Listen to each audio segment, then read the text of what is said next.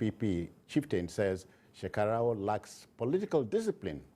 I'm hanging out with Paul Dada and, of course, Emeka Madunagu. Welcome. Paul, how do you do? How do you do? Emeka? Doing fine. They said you are obedient. Well, I'm in Nigeria. Okay, all right. So the team is ready. I hope you are.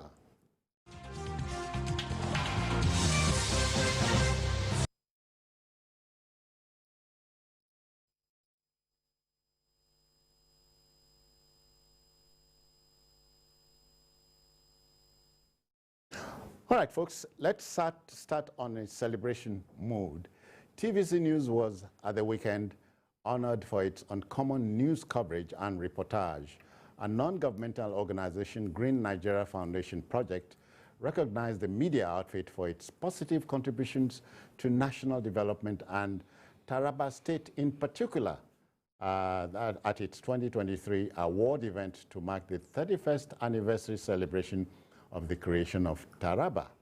Once again, Taraba, happy birthday. Now, but let's share the story with you. Among dignitaries in this hall are top government functionaries and politicians across the party divide. They are gathered here at the instance of Green Nigeria Foundation project to honor those that have contributed to the development of Taraba State as it celebrates 31 years of existence. TVC News is being appreciated for its objective reportage. For TVC is one of the best media stations we have around the world. And today, we want to recognize their service delivery, balanced reportage, and breaking news. They said we're the first in breaking news, and we want to do that for them. TVC family, thank you for this. Participants confirmed that the station deserved the award, insisting that it remains a station to beat in Nigeria. First of all, I must congratulate TVC for receiving this award. Actually, TVC has been the best, the very truthful and reliable station to watch, and I must commend the effort of TVC, especially that of Taraba State. They have been doing excellently well. TVC, if you went through and see what they have been doing, TVC is giving us the current news and what is happening inside Nigeria, outside and whatever. Governor Darius Ishaku bagged Executive Governor's Award for his administration's giant strides. The governor of Taraba State, Governor Ishaku, is also one of the persons that have the highest level of our awards, which is the Executive Green Award. He has done so well in area of health, which I'm very much aware of. In the 3 senatorial zones, he has elevated the general hospitals to at least specialists. He has also written his name in the heart of Jalingo town. The NGO has done greatly in taking thousands of youths out of poverty, recently training over 200 youths in various skills in collaboration with Ministry of Humanitarian Affairs, Disaster Management and Social Development. All right, folks, now Taraba is 31 years old. One more time, a happy birthday to you. TVC, we say kudos to you for bagging the award. Now to our first story. You know, a famous beatitude, and a beatitude is a blessing, if we go by the Bible. Blessing credited to the former American president, Herbert Hoover. He's the one that said, "Blessed are the young, for they shall inherit the national debt." You know, the Debt Management Office, DMO, headed by Patience Oniha, has confirmed that Nigeria's debt profile stands at 41.6 trillion naira. She spoke at the ongoing engagement on the 2023-2025 medium-term expenditure framework, MTEF, and fiscal policy paper organized by the House of Reps Committee on Finance. A breakdown reveals that about 80% of the total debt owed is by the federal government. And until the issues of the personnel overhead and capital expenditure are properly addressed in the budget, borrowing would not stop. Emeka, there must be a way out. Well, the way out is discipline. The way out is to cut the cost of governance. The way out is to curb oil theft in the Niger Delta. Because you cannot be infusing blood into a patient who is hemorrhaging, who is bleeding. You stop the bleeding first. Then you stabilize the patient. Then you go ahead to give the patient blood. But what is going on right now is that there's so many leakages. And you find out that even people within the government, like the Controller General of Customs, Hamid Ali, have come out to say that, look, some of the figures being bandied about concerning the oil industry are fictitious. Even the Minister of State for Petroleum, Timi Silva, said these figures are fictitious. The Controller General of Customs... You think a particular fellow or... Some people in government are actually sabotaging the efforts of the government to ensure fiscal discipline. Okay. You hear some top operatives, the other day the national chairman of APC was saying that Nigeria can borrow to eternity. Who does that? You only borrow to finance projects, policies, programs that will benefit the people, and will largely pay their way back. You don't just borrow to infinity, just keep because borrowing. You want to. You see, borrowing is not, there is no country that has enshrined it in its constitution that one of the directive principles of government shall be borrowing, endless borrowing. There is no country in the world. All countries, almost all countries in the world, are indebted in one way or the other. But the point is, see, the idea, even the chairman of that committee made a comment I felt was unfortunate. He said, he said, yes, that from what we see, Nigeria can still borrow and borrow. You're not even talking of what we are not getting internally. The Controller General of Customs, Hamid Ali, said, you are quoting a certain figure of fuel consumption. That is not true. Where do these trucks pass? That we are talking of a deficit of 500 trucks. We don't know where these trucks pass through. Where do they go to? And so, you see, it has come to a point where we cannot continue to deceive ourselves. Because that figure, it was as at March. But in the intervening period, Delta State talked about borrowing 150 billion, Anambra 100 billion, and some other states. So I believe that by the time they put all this together, it will be more than that. Then you now add what the federal government is talking of borrowing for next year, talking of subsidy. Do we still need a fuel subsidy? All right, Paul, the layman would say, but why do the creditors still borrow Nigeria money? Because the creditor knows you are credible, you will pay your debt eventually. Yes, and definitely we are paying, we are servicing our debts. But the problem with our debt servicing is that we are spending more than we are earning. Between January and April, we're told that the retained government revenue is 1.63 trillion and 1.94 trillion was used to service debt within the same period. There's no problem with borrowing, but borrowing becomes a problem when you cannot generate enough revenue to service your debt. Then stop borrowing. So you have to think of different ways to raise your revenue. He talked about theft. We are losing a lot of money over oil theft and corruption. Apart from, many people are not paying taxes in this country. Yeah. Many people are not paying taxes in this country. How do you get people to pay taxes? I think somebody at the session raised the issue of earning power, earning capacity of the country. We're not earning. That's the truth of the matter. We are not earning. And then we are borrowing. Borrowing for what? Then a lot of projects, I know that some projects are being done on maybe BOT basis, but we need to do more projects like that. BOT, there's BOT, there's BOOT. Yeah. Let's just be very innovative. BOT means build, operate, and transfer. Then BOT means build, own, operate, and transfer. You see, because what we are doing is that we are creating a serious burden for the next administration. And Nigerians, because we continue to tell the same stories. Yeah. Next year, it will be the same story. Yeah. It's unfortunate. Emeka, at this point, I feel like quoting the Spanish proverb. Perhaps you've heard about it. Debts are like children. The smaller they are, the more noise they make. And I desire to expand it. The bigger the debts are, the more silent they appear to be. Yeah, that's the problem. There was an interesting question you asked my colleague. You said that the creditor feels the borrower or the debtor borrower. The debtor borrower. There is that assumption. We don't have to get to a point where we cannot even service the day-to-day running of government. It shouldn't get to that point.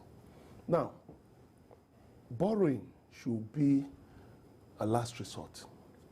You should first of all ensure that all loopholes, are closed. Leakages are blocked. You should ensure that your eyes are on revenue to GDP.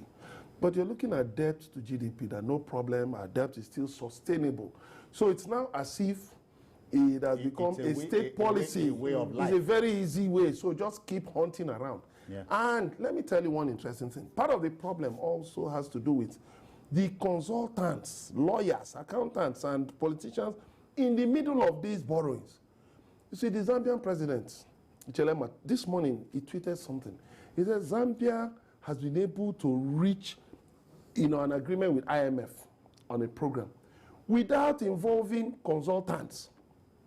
Check his Twitter handle. Without involving consultants. So they have even seen it, that consultants are part of the problem. What they take out of it, look at the issue governors are having with the Paris Club reforms. 418 million that some consultants are demanding. Now, all of these things, when you remove 418 million, when you convert it, that is a lot of money. Oh, yeah. If you put it into education, if you put it into health, social services, you will feel the impact. So we also need to remove those middlemen. What bothers me is, you mentioned it in passing, our oil gets stolen. We don't even know. Do we even know how much? We have, like one of my former bosses used to say, we have a counting problem in Nigeria. We don't know how many we are. We don't know how many barrels of oil we consume, or even we generate, what we pick from the earth. We don't even know. So we need to sort out. We hardly can meet the OPEC production 1.72. We can't even meet it because a lot of what we pump is stolen. Okay. Neither a lender nor a borrower be. As here, all we do here is to, based on the facts available to us, we help mold opinion. Yes, Nigeria may have the wherewithal to absorb these debts, but we must know when to apply the brakes. Okay, we go to our next story. Now, let's go to Niger. Teachers' headcount conducted in Niger State has uncovered a major present problem in the teaching profession. As many as 5,665 teachers are known to be unqualified in primary and secondary schools across the state, and this is a big problem. The technical committee chairman on the teachers' headcount, Labaran Garba, presented this year's headcount to a bemused Governor Abubakar Sani Bello at the Government House, Mina. The option now to either ease the unqualified teachers out of the system or give them a second chance at education. Paul. Oh, when I read the story, well, there are certain stories you hardly want to believe. Yes, but again, when I read the story, I found out that when I saw the headline, the first thing I thought was maybe you had so many people that were not even qualified, that were not educated. But that's not the case. Many of them, the case is that many of them do not have qualifications in education. There are 5,600? Yes, there are so many. Well, there may be those who are ill-educated, but there are graduates of other disciplines who found their way into the teaching profession. And let's look at this. holistically, a lot of people went into teaching because they could not find other jobs. It's easier to get into teaching. You know, that's the easiest job. So if you studied economics, social science, if you studied mass communication, Paul, we can say what Governor El-Rufai did, attempted to do in Kaduna, that raised the roof. No, in the case of El-Rufai, if I remember very well, these were people that ill-educated. They were not, many of them were not actually well-educated. They gave them what's it called, tests, and they failed woefully. But we are talking about graduates, professionals who couldn't get other jobs and found their way into... and they had been earning a salary. Yes, but I wouldn't blame those people. I think it's government that has to have a foresight. It is not just asking them to go. It is even giving them loans or sponsoring them. That's what I even expect. Although the governor said, they were told that, okay, they should go and they should give them time to, you know, upgrade and get the proper certification. But I think, I like to believe that many of them can't even afford to go to school. So what I expect the government of Niger State to do is to help them, to fund them, even if it is for them to pay back. And they can easily pay back because they are the civil service. They can deduct from their salary. Yes. Emeka, there's a saying that the man who does not read has no advantage over the man who cannot read. Illiteracy is a big problem here. Yeah, well, illiteracy... 5,000 teachers. Yeah, well, the point is this. Many governors in this dispensation, the Fourth Republic, have perfected the art of loading the civil service when they are leaving. Deliberate? Yes, of course it's deliberate. I mean, because there are so many requests. There are all kinds of people who work for you to get elected. So you have been giving contracts, patronage, and all of that. And part of the patronage has to do with employment. That is why when you challenge certain politicians, I've had cause to challenge politicians in different places that, look at the state of this road. Look at it. I said, no. It's not as if we've not been doing anything. After all, we put people in jobs. And what jobs? Teaching. So that's the easiest place where they can put people. And then apart from the local governments where they load people and you see them on the roads with spikes, doing all kinds of things, moving about with towing vans, harassing motorists. They include so-called ghost workers, though. Oh, no, that is even another problem of its own. That's part of why our borrowing is unjustifiable. But that is another topic. Now, the point is, when these governors are leaving, they load the civil service, particularly the teaching cadres, so that when the new governor comes in, he has a bloated workforce. How do you now begin to sack? So you just take people, qualified and unqualified, and push them into the teaching service. So the point is, for a governor who is serious about running a state well, you should be able to know those who are unqualified. It should not even be an issue. It should not be an issue, for the media, and then you see politicians now start lobbying. Because when politicians start bringing these things to the media, it is to open the way for politicians to start, interest groups, traditional rulers, to start lobbying. Oh, please, this is our son, in our area. We've not got, we don't have many people in the civil service and all of that. For a serious government, it will not be difficult. First of all, remove those who don't even qualify, in fact, who should even be in the market or on the farm, because they cannot teach. They're not even educated. So they can't even impart anything to the children. Now, the unfortunate thing, we're talking about unqualified teachers, but UBEC, Universal Basic Education Commission, as at 2019 said that, it said that by 2019, that it would have dealt with the issue of unqualified teachers. But this is 3 years after. We're still facing that problem. Then again, the same UBEC said that Nigeria has a deficit of 280,000 teachers. That was last year. 280,000 teachers. And then you have thousands of unqualified persons as teachers. What sort of people, citizens, are you going to produce for the future? What sort of Nigerians are you producing for the future? So what it means is that governors need to be responsible enough to remove politics from the issue of education at all levels.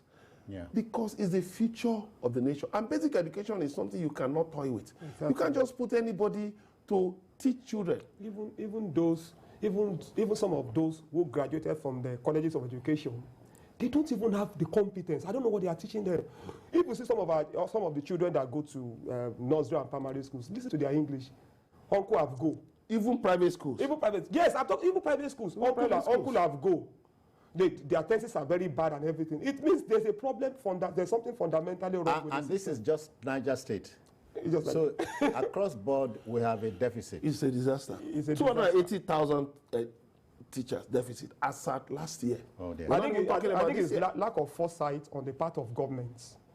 Lack of foresight on the part of governments. Does education really matter to them?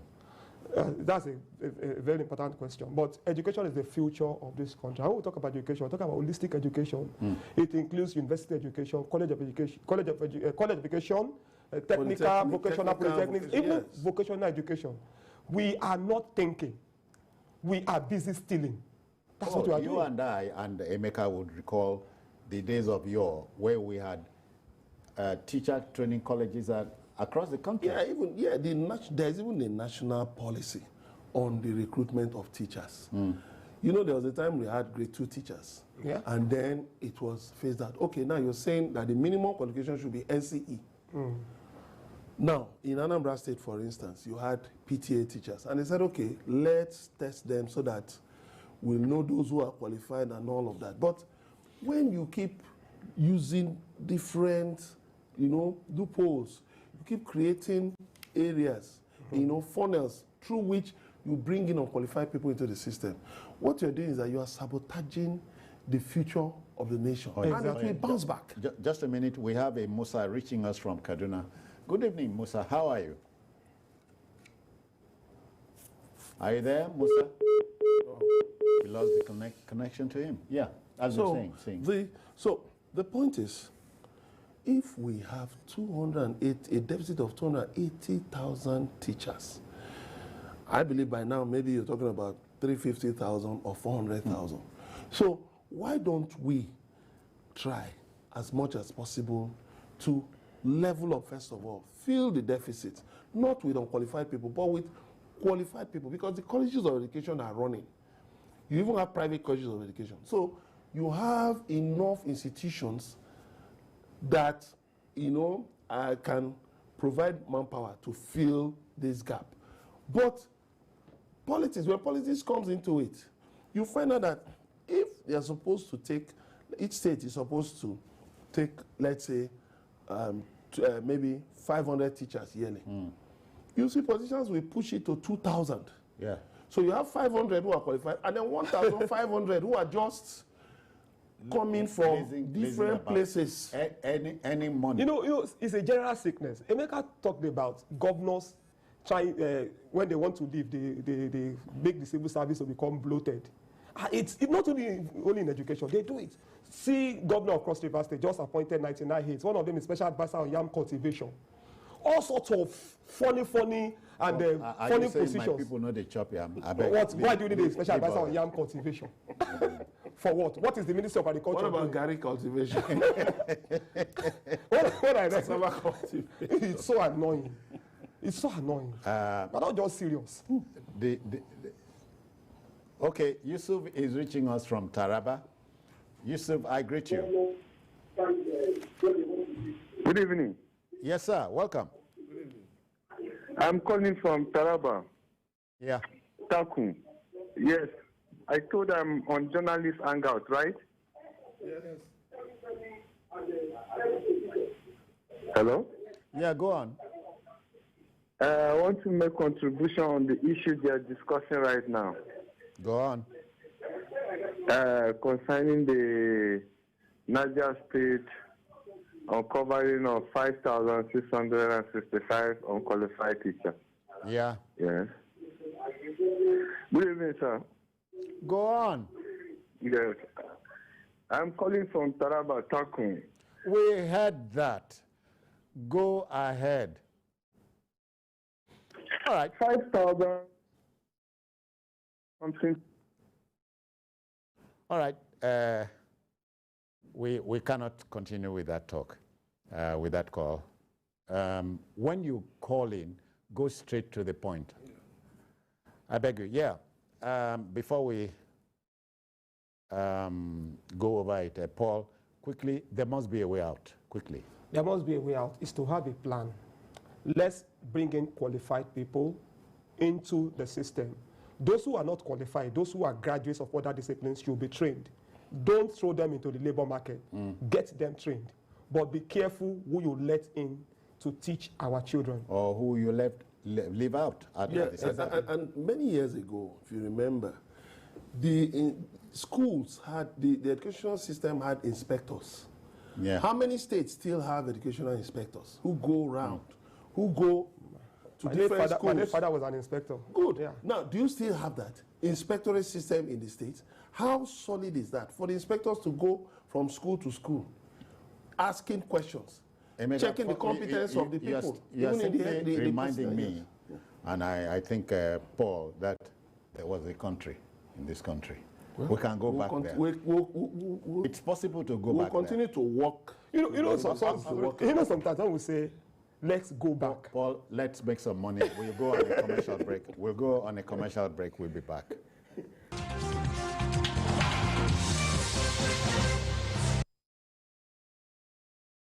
The federal government, through the National Primary Healthcare Development Agency, announces the availability of COVID-19 and childhood vaccines nationwide. With the disturbing increase in reported cases of COVID-19 infections across Nigeria, protect yourself and loved ones from the harmful virus by getting vaccinated. Visit the nearest public or private health facility and mass vaccination sites today to receive the first, second, or booster doses of COVID-19 vaccines. COVID-19 vaccines are given to persons 18 years and above, including pregnant women and breastfeeding mothers, while childhood vaccines are given to children from birth to 5 years for protection against polio, hepatitis, yellow fever, measles, meningitis, and other vaccines-preventable diseases. All vaccines are free, safe, and effective. For inquiries, visit www.nphcda.gov.ng or call 0700-220-1122. This message is from NPHCDA in partnership with the Center for Democracy and Development, CDD, with support from Mark.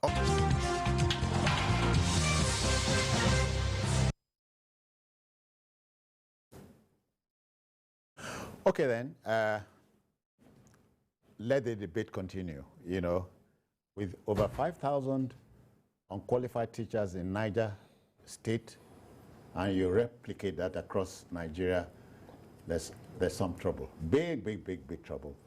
And it is not insurmountable. All right, to our next story. You know, these are not the best of times for the main opposition party, the People's Democratic Party, PDP, particularly the national chairman, Iyorchia Ayu.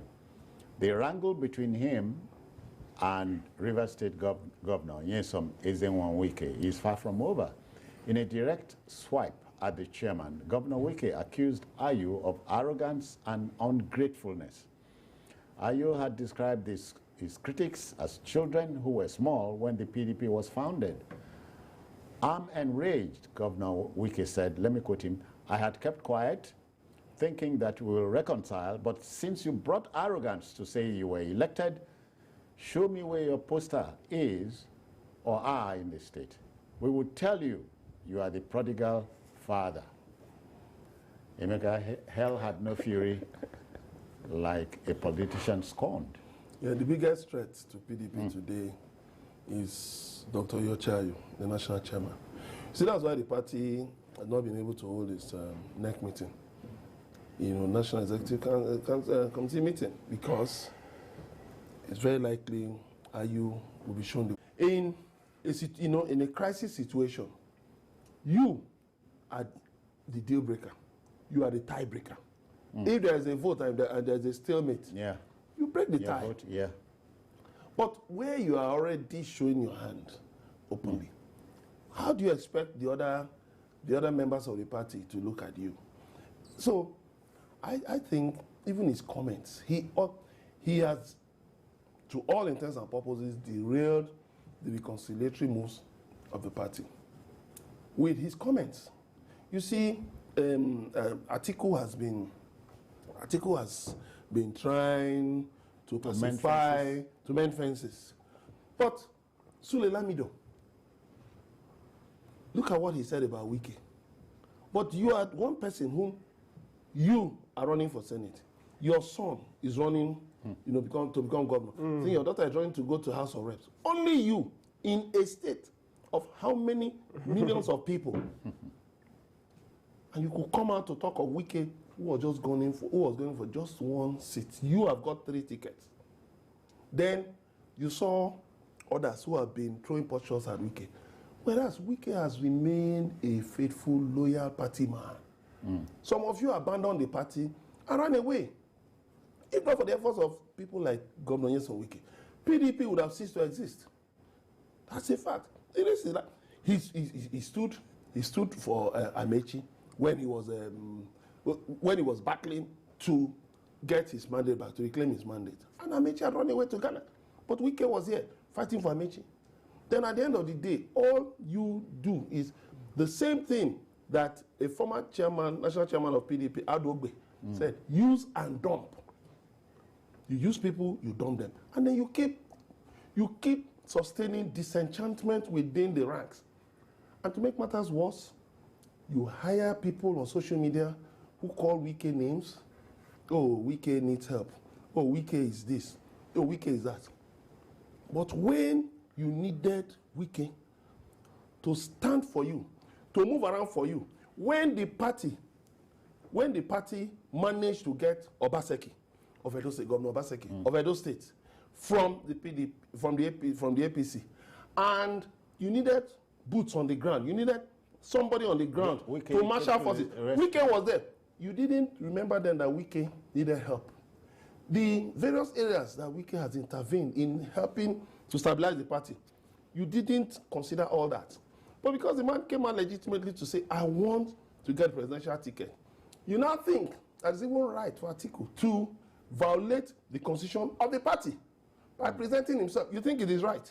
Emeka, we talk every so often about internal democracy of our parties. Paul, do you consider, we broached it last week, I think, do you consider Wike a bad loser or a man who is genuinely vexed? I wouldn't call him a bad loser. Okay. You can accuse Wike of being brash, rambunctious, egotistical, but he's not a bad loser, and for these reasons.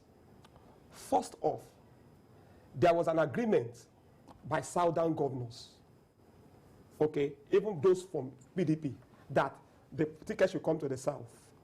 That did not happen. Some of the southern governors even betrayed, that agreement. So that's number one. Number two, the way Okowa emerged as VP leaves much to be desired. Number three, you are making effort at rapprochement, and then the PDP chairman, who is supposed to be the leader, a father figure, is very divisive. That man will use his hands to burn that party. Honestly, what is happening is that PDP is losing ground every day. And it is not only Wike that is against what is happening. In fact, the BOT chairman said it recently that it is not right for the chairman of the party to come from the north and from the flag bearer to come from the north. He himself, the BOT chairman, is from Nasarawa State. No, it's a very incongruous situation. If somebody from the south had won the PDP ticket, let's say an Obi who let's say it wasn't, the man was frustrated when he saw that money was exchanging hands. If an Obi or Dele Momodu or anybody from the south had won that ticket, and Wike is saying all he's saying, and they will say, we can say you are a bad loser. You understand? You've already betrayed the agreement. You understand? You are not even thinking in line with the way the nation is thinking, and then you gave it to a northerner. No problem. Then what are you doing to ascertain that the man who is aggrieved, a stalwart, the man who controls a very powerful bloc? You understand? Rivers State is strong politically. It is the strongest state in the southeast politically. And they get money. They get money now. We can give himself for the party. Yeah. This Yoshahayo has been to several parties. Yeah. In 2007, he left.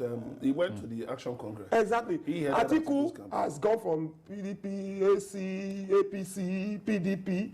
This man has, since 1999, like you said, he has remained. He has stood like a rock of Gibraltar. And then that is the man you are calling a child. Because you are what? The age difference between them is 11 years. And you are calling him a child. When you were building the party, children, where were the children? Come on. The party you abandoned, when the party was... All right, no, hold on. We have an Adam reaching us from I don't understand this. Gombe. Adam, good evening to you. Welcome.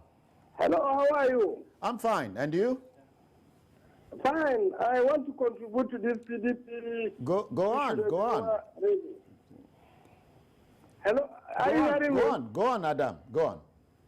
I believe the issue of Wike and PDP will be settled very soon.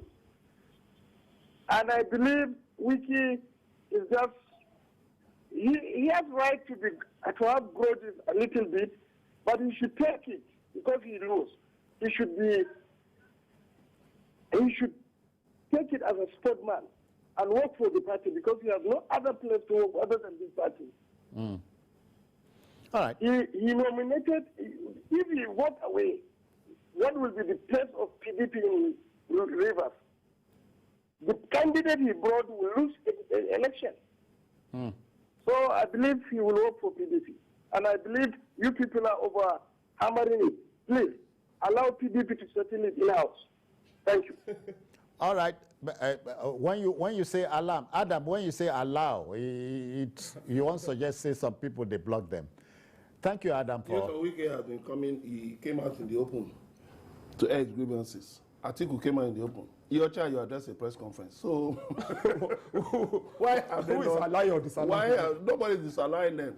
But the point is, when you call, what's the age difference? Just 15 years between you are 69. Yes, Wike is 54. So when you say they are children, who are you actually referring to as children? Because D34 that metamorphosed into the PDP, led by Dr. Alexei Kweme, Yochayi was not there. He was not part of them. So when you talked about when we formed the PDP, I keep wondering as what? Because we know who the founding fathers of the PDP. Even if he was part of it, what has been his contribution to the progress? You abandoned him. You abandoned the party. You abandoned ship. You jumped ship. But again, are we saying we have lost sight of the fact that Professor Ayu was a sworn Marxist, or has he removed that toga? Well, that's another ship he jumped from. He has been jumping from ship to ship. He has dumped the leftist camp. Okay. And now, I don't know if he's a progressive or conservative or which of the names, which one is the operating name right now for people of his own side. But you see, Winston Churchill said, an appeaser is a man who feeds a crocodile, hoping that the crocodile will eat him last. Well, but in politics, does it play out all the time? Yeah, well, it depends on when the crocodile is hungry and who. What is otherwise, why would a lion pounce on a zookeeper that fits it? Why? It should be used to the zookeeper. It should be used to the fact that the zookeeper. But maybe the lion is not used to hunger. Exactly. So even the crocodile. So when you feed the crocodile with the hope that it will eat the person feeding it last, but at least that person has put himself on the line as one of those to be eaten. Dada, when you recall what Napoleon Bonaparte said, in politics, stupidity is not a handicap. And added to what Adam said, PDP will soon solve their problem. Well, I hope they solve their problem because there is still time. Because the country needs opposition. Exactly. And PDP failed woefully as an opposition party. Yes. I still remember, you may not like APC. Of course, APC, in my opinion, has performed very dismally. But one thing APC did well when Jonathan was governor was opposition. Like Mohammed was always issuing press releases. Before you know it, you would see in a press release issued in Ilorin, The next time it will be Lagos.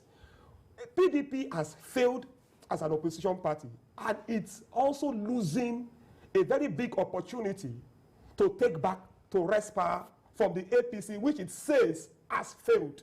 Okay. And which truly has failed, in my own opinion.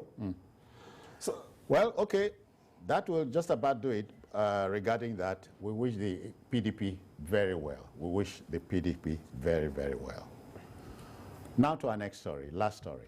The late British publisher and political theorist Ernest Benn was envisioning Nigerian politicians when he posited that, quote, politics is the art of looking for trouble, finding it everywhere, diagnosing it incorrectly, and applying the wrong remedies, end quote.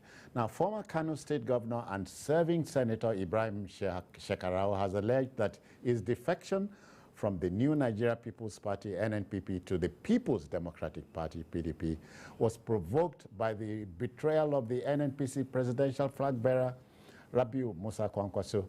Now, the senator describes the actions of Rabiu as a betrayal and outright manipulation with no regard for his image, for the truth and integrity. I feel tempted to believe Niccolo Machiavelli, who said, politics has no relation to morals, Paul. Definitely yes, but politicians who are serious will do all they can to win election. They need all... That's why they are Machiavellian sometimes. Yes, they are Machiavellian, but they also need to be very wise when it comes to, building bridges. For as far as I'm concerned, people say this might be very blunt. I don't think NNPP is ready to win this election. Now, Rabiu Kwankwaso is very popular in Kano State.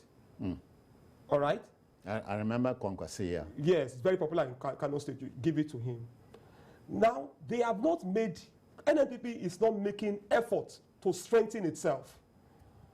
The much talk about Kwankwaso that failed.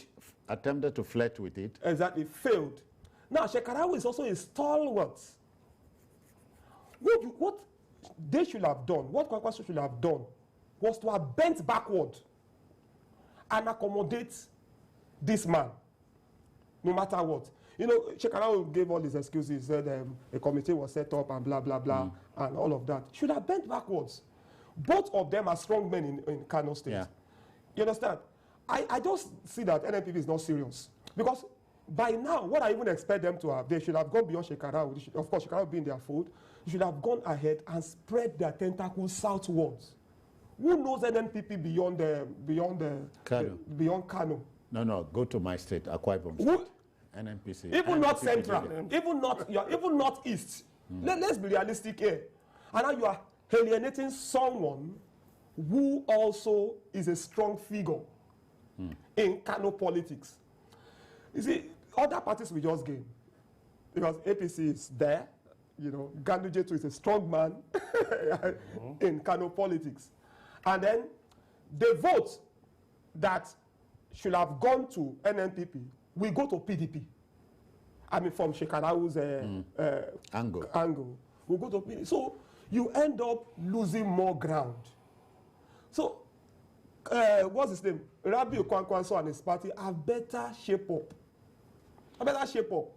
And make sure that they... Do you think both men are egocentric?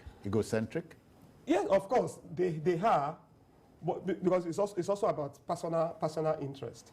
But then, what do? The man is a strong man. He needs to be accommodated. That's what I'm saying. Emeka, in politics, I hear when a line is drawn in the sand, it is to your tent, O Israel. Yeah, but sometimes you can cross the line in order to win the other side. I think Kwankwaso has this, he allows his ego. He often allows his ego to get the better part of him. And that's why it's been difficult for him to work with key politicians in Kano. And what was Shekarau complaining about? The same use and dump, which is a problem, the bane of Nigerian politics. You approach Shekarau and you promise that you would give members of his camp tickets. Of course, every politician has a base. Every politician has his followers. Yes, so they expected that, okay, you will give some of his followers tickets. But when you came, when you had an enlarged meeting, you brought a lot of your people. And you brought out names without constituencies attached. Who are these people? What do they represent? What about what we asked for? You want to manipulate us, you want to use us. And then the next thing, you start insulting the man. I mean, Nigerian politicians, I think they should realize that, you see, no matter how you think, how ordinary somebody is, take notice that, look at in 2015, one of the things that did Jonathan in then was that you found out that pockets of interest in different places coalesced and built a strong opposition to his bid, for a second term.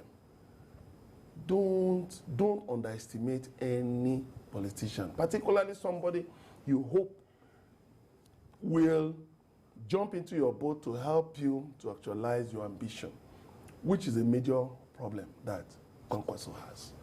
And that is a carryover from PDP, which is that same issue they are still having today, which we just discussed.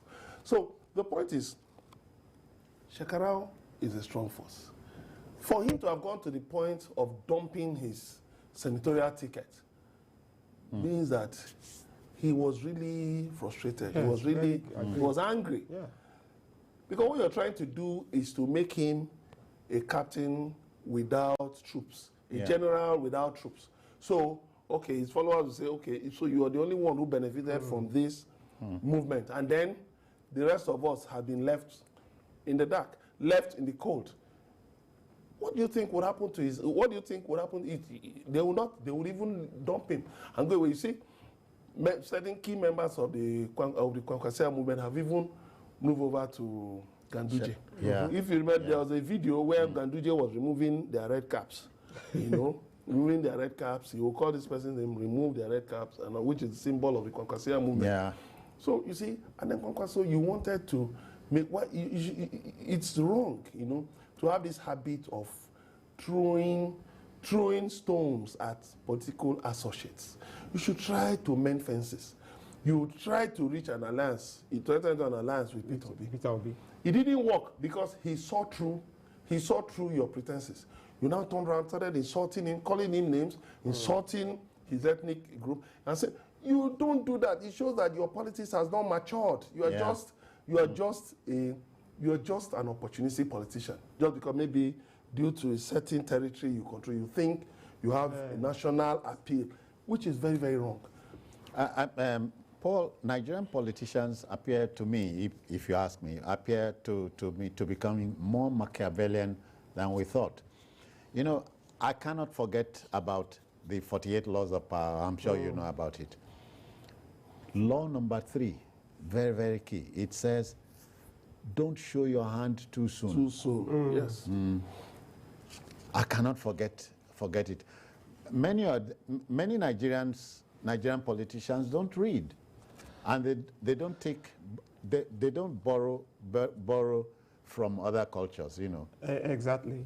You see, if there's anything that you want to appreciate Asiwaju Bola Tinubu for, is that what he can build bridges. You are not campaigning here. No, I'm not campaigning. I'm only saying the obvious.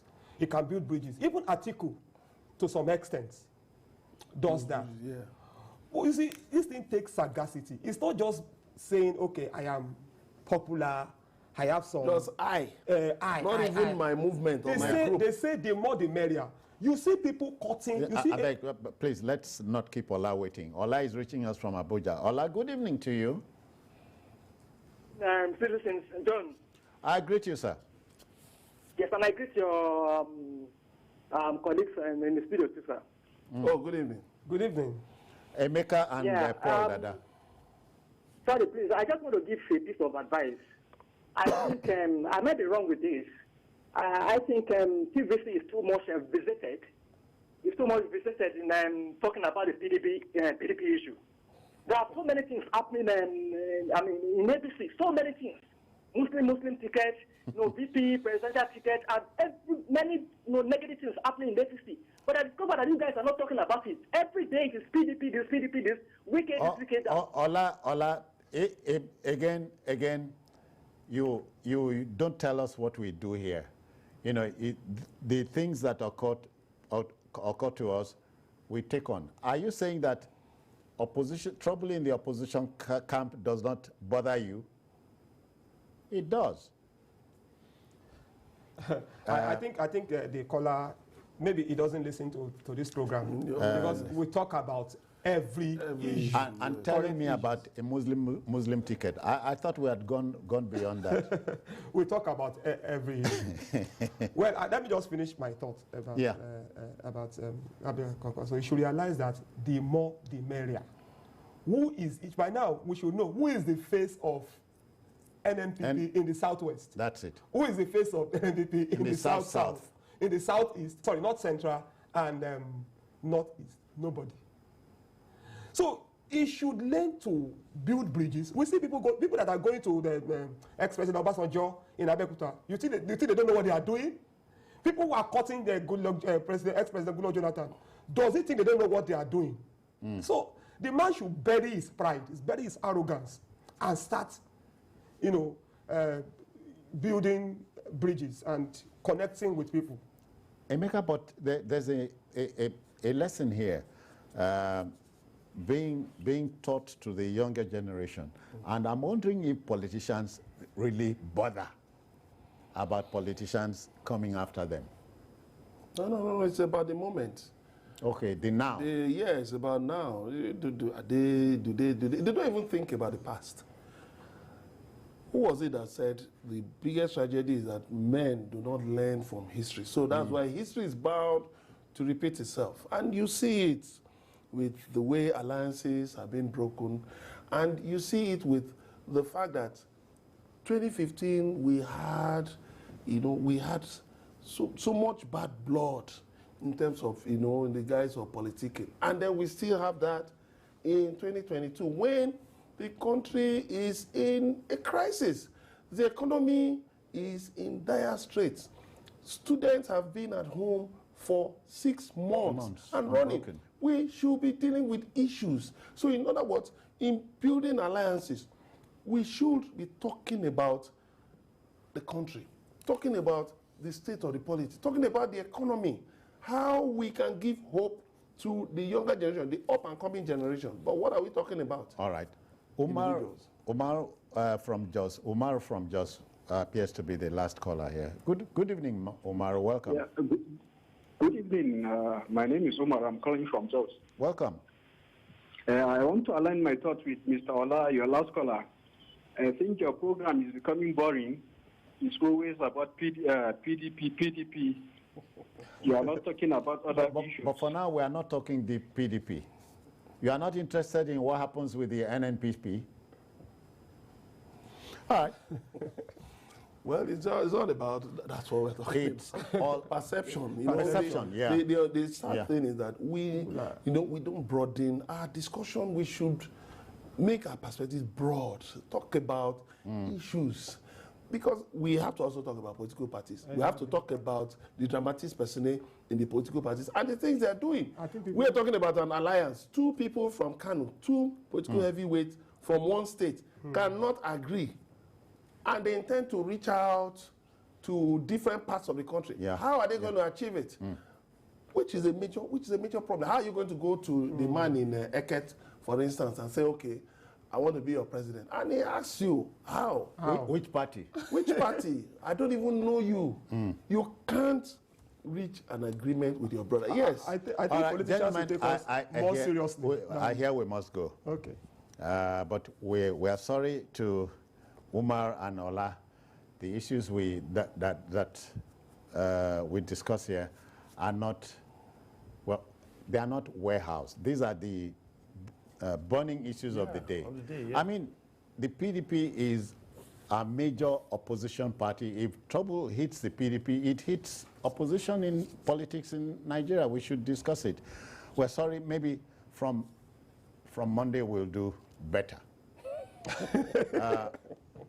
let's go, but not before thanking Emeka. Thank you very much.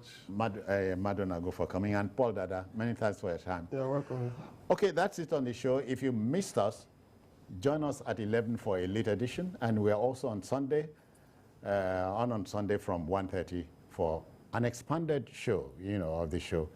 We're also on YouTube at youtube.com/TVC News Nigeria. I'm Citizen Jones. Bye-bye now. Take care of yourself.